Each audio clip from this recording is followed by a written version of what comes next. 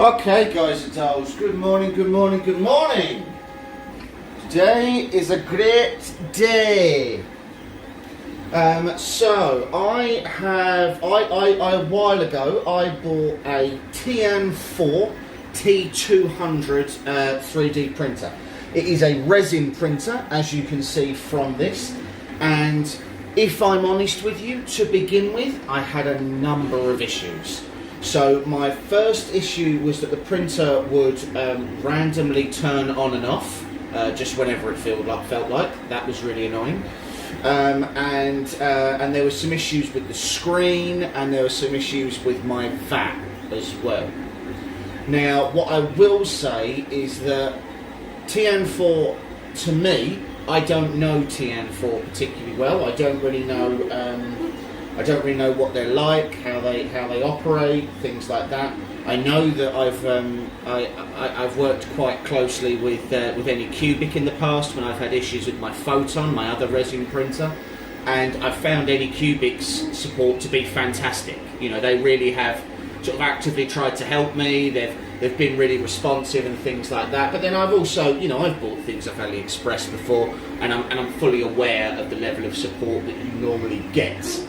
However, TN4, very, very helpful. Very, very keen to talk to me, and put me through straight to an engineer. And that engineer, we sat down, we went through, and we figured out what needed to happen, what we needed to change maybe, what we needed to do. And here we have what very much looks like a semi-perfect result. So the issues that I had to fix were, first of all, the power issue. The power issue was down to a faulty socket on the back of the printer. So where you plug in the power supply, the actual port that power supply plugs into appears to have been faulty in some way. Now, I had the back of the machine off, and I have actually hardwired it straight into the switch, so you can't pull out the power switch anymore, but you can still switch it on and off at the back. I did that for a couple of reasons. One, personally, I thought it was the easiest way to fix the problem.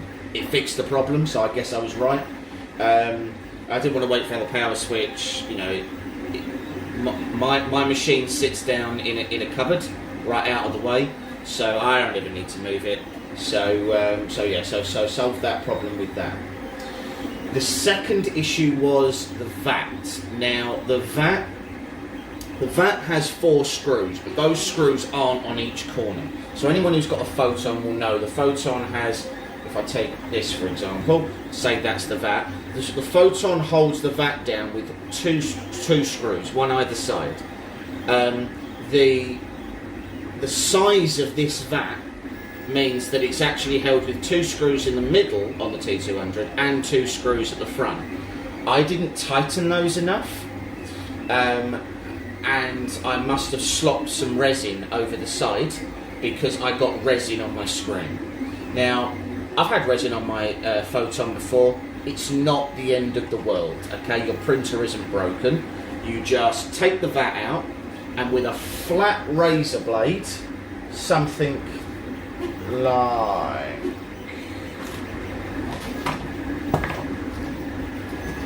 well, you all know what a razor blade is. So something like this is what I tend to use. So nice and flat, you just gently, no pressure, scrape off the cured resin, and it should lift pretty easily off the screen. Unfortunately, I wasn't gentle because I'm very impatient, and I actually gouged a bit out of my screen. Not ideal. TN4 replaced my screen free of charge. I was honest with them.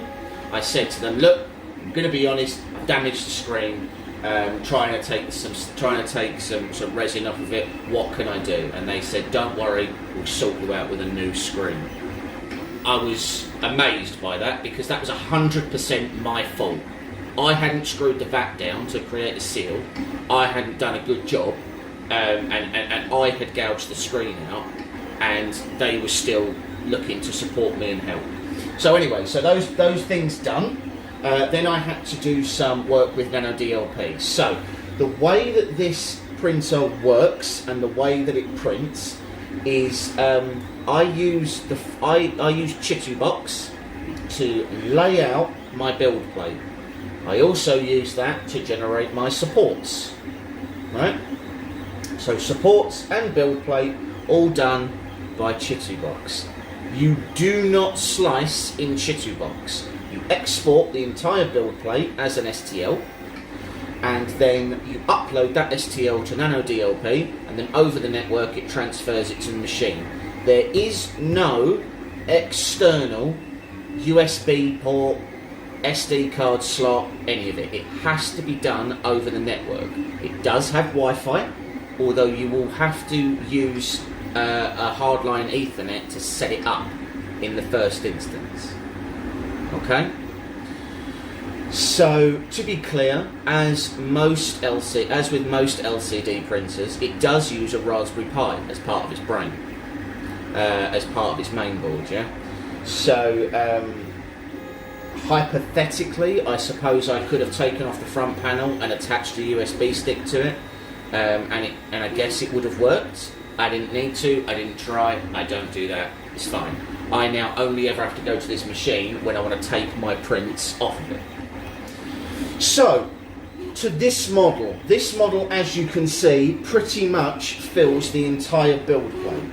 This is a Pickle Rick, as Pickle Rick with a rat suit on. I've wanted it for a while. It's a model that I really like. It's a Gambody model. I will more than happily put the link in the description below. But it's a really cool model. I love Rick and Morty. You know, it's really good, really funny. Dan Harmon is just an astonishing writer. I actually love watching him on YouTube quite a bit because not only is he an astonishing writer, but he's also kind of an arsehole. And I quite enjoy him sort of getting irritated at fans' questions. That's not ideal. So, one of people's biggest issues or biggest concerns when we talk about resin printers is the post-processing. So that is what you need to do. So obviously with an FDM printer, for those of us in the know, all you need to do is you take your model off and you're good to go. That is not what we do with a resin model. So all of our parts come off the build plate. This build plate, so there's a trend in a lot of some of the photon groups that will say that you sand your build plate to get better adhesion. It's only really people who get poor adhesion in the first place that ever suggest it, because the build plate does need to be completely flat. You may think that my build plate, has been sanded. It came this way. So I feel like the texture really does help with grip. I mean, you have to bear in mind that these models, they are quite heavy. Mine are hollowed out, so they're not. Mine are hollowed out, so they're not. So they're not solid models. That does not in any way affect their strength or anything else. As you've just seen, I drop things a lot, and and you shouldn't worry too much about the strength of your models. I have hollowed a lot of these out, and frankly, I've never had any issues with them being, brittle or anything else. The only thing I will say, and it's something that I've noticed over time, and I shall grab a model as an example. I did like an elf princess, so she was off Thingiverse, so you can see her there. What you can also see is that the bottom plate has actually warped a little bit. It's starting to smile. So that wasn't like that when I initially painted her, and it certainly wasn't like that when she initially came off of the printer. So that has happened since then. which obviously isn't ideal, but you know, it's kind of a case of what can you do? You know, she sits out on a shelf. I'm not going to put her away in a drawer just so that I can sort of guarantee that she's not going to go all funny or something. As I say, I don't really know the extent as to how much things warp over time. I've only really had resin printers for about, I don't know, probably. I've had the Photon now for probably about, I think I've had the Photon for about a year. I have had issues with the Photon. I've damaged the screen on that one as well, irritatingly. But again, they're all things that I've managed to fix, or that I've managed to fix in conjunction with my good friends down at 3D Filer Print. There's a chap down there called Arif who has been absolutely invaluable to me, being able to keep some of my machines running. Really knows his stuff. Really nice guy. Really keen to help people. You know, he's just an all-round nice person. 3D Filer Print, by the way, is where I get most of my resin and filament from. I think we've talked about that before in other videos. For anyone interested, this is how I clean my models. So this is just in a this is a bath of IPA, and my other one is just a bath of water.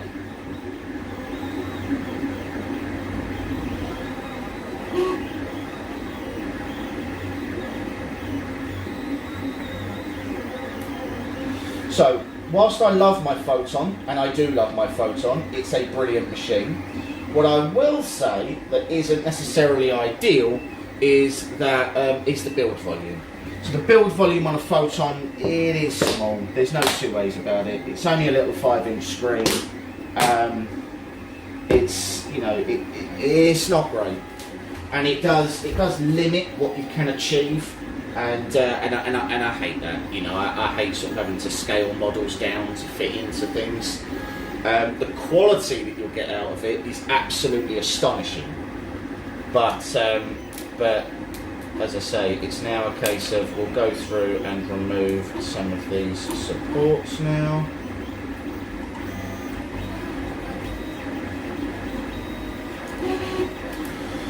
So once these have been IPA bathed, as you've just seen, and once I have got the supports off, supports should pretty much just snap off. It's going to be a little bit hard to see some of the detail on these just because this is a clear resin. I'm actually trying the, this is the monocure rapid resin at the moment. I'm just giving it a go, you know, I'm trying out. With the bigger build plates, here's the thing I love about resin printers. If I fill this build plate, it only ever takes as long as the tallest part. So you're no longer governed by, oh, I want to do a multi-part print, it's now going to take twice as long because it's a multi-part print. Enter the dragon that I'm doing over here. Instead, you can get really nice quality, I don't know if you can see that, really nice quality and really good details on these. And they only, so as it cures a layer at a time going up, which means that if you have one layer, it doesn't matter how big the model is at that one layer. Because unlike with an FDM machine, it's not drawing that layer. It's flashing it. So because it's flashing that layer, not drawing it, if you have one model that is 12 centimeters high, or if you can fit 6 models that are 12 centimeters high, that print will take the same amount of time. And I love that. It's brilliant. Because it means that I do like doing multi-part prints. I'm a bit of a bandit for if I ever you know, if I'm ever doing a multi-part print, I'm a bit of a bandit for being massively impatient. Don't like waiting for the next part of that print to finish, and it really frustrates me, and I get really impatient. I've actually been known before on multi-part prints where parts of the print have finished but the print is still going. I've been known in the past to actually to pull off the smaller parts of that print before the whole print is done.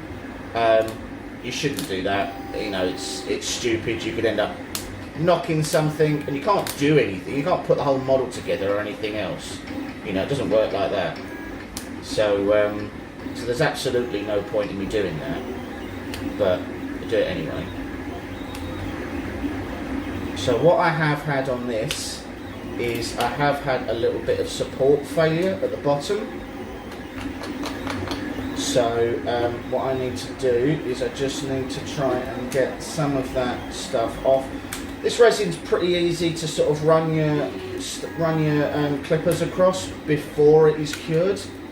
Once it's cured, that can be a bit of a nightmare, if I'm honest. But there we have Pickle Rick's torso.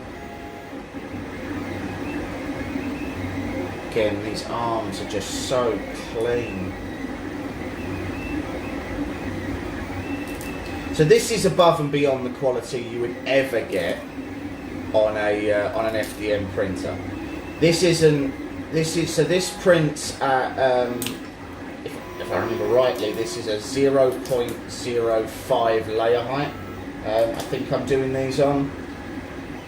So you see no layer lines, no nothing. The only thing is every model will require supports, or almost every model.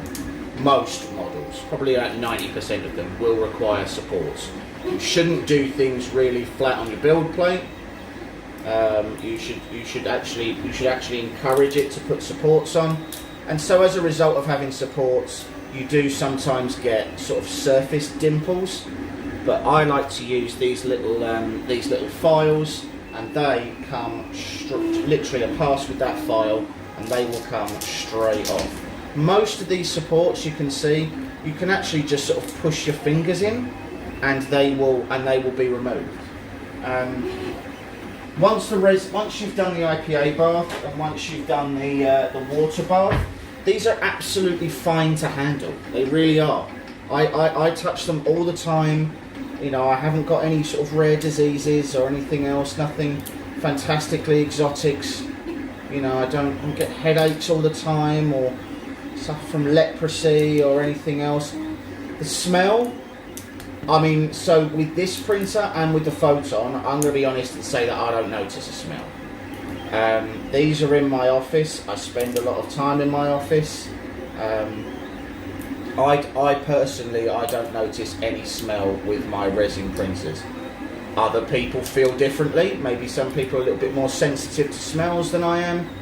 Fair enough, you know. And if you are sensitive to smells, there's a few people online who are sort of coming up with different ways to try and combat that. So a few people are doing sort of carbon filter mods and things like that, where they can really filter out all those fumes and things. You know, again, personally, I haven't found a need to do that. Mine doesn't smell enough for me to worry too much about it. But you know, some people feel differently.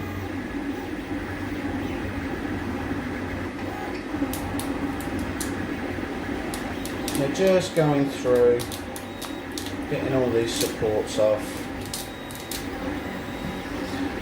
Once all your supports are off, your resin will need to be cured.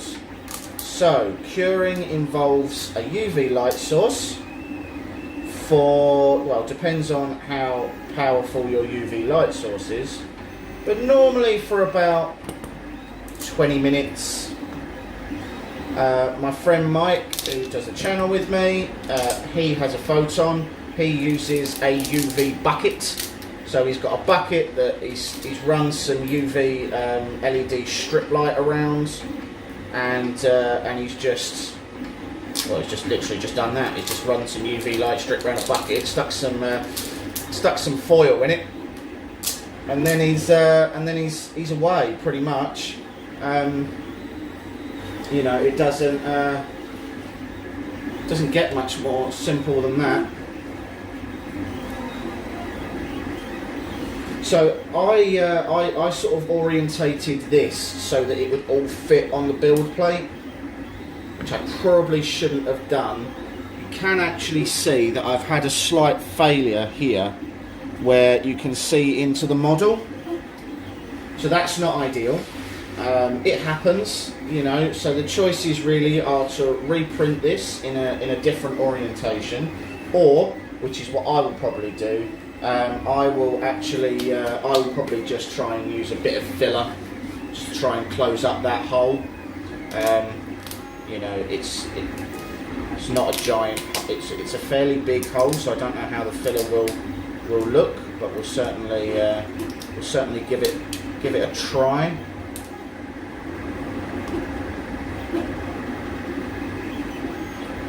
Right, so you can see this is obviously Rick's. This is obviously Rick's like shoulder-mounted bazooka thing. That will fit into this.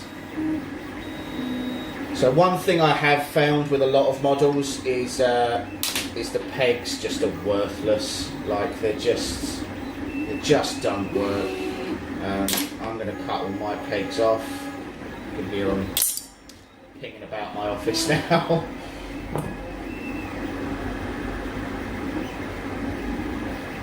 Right, so this is going to need a little bit of filing at the bottom. I may even just put that on some sandpaper once it's... So all the filing and stuff, it's best to do once they're cured. You'll see it a little bit easier.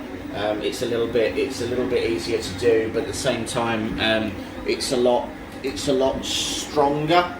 So, or it's a lot stiffer, so it's much easier to go through and file all those bits.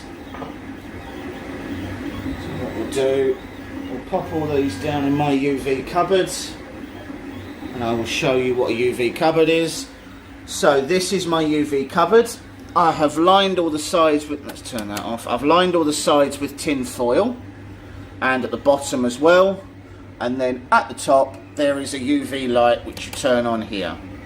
That curing cupboard, you put stuff in there, 20 minutes. I normally give it 20 minutes and then I'll flip the model over. A lot of people put turntables and things in there so they don't have to do that.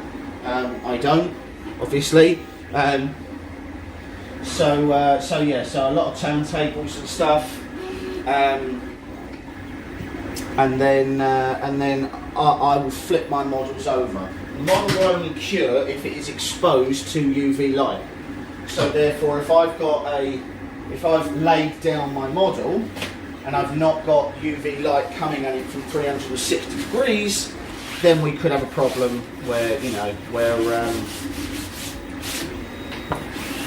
where part of that model doesn't get fully cured, which we obviously don't want.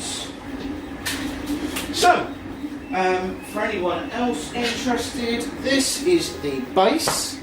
As you can see, Gambody are the ones who make the model. That'll be the base for it, and it'll all sit on that, and I will paint it all.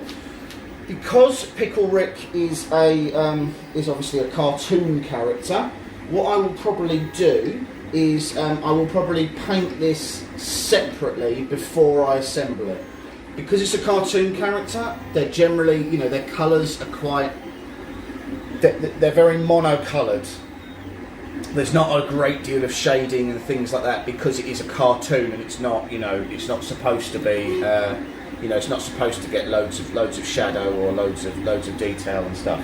And obviously I want Pickle Rick to look really good, so I'll more than likely paint him all separately, and then I'll assemble him afterwards. Try and keep that clean cartoon animated look. But yeah, but that is me, and that is all done. So I will speak to you all soon and post up some of the results.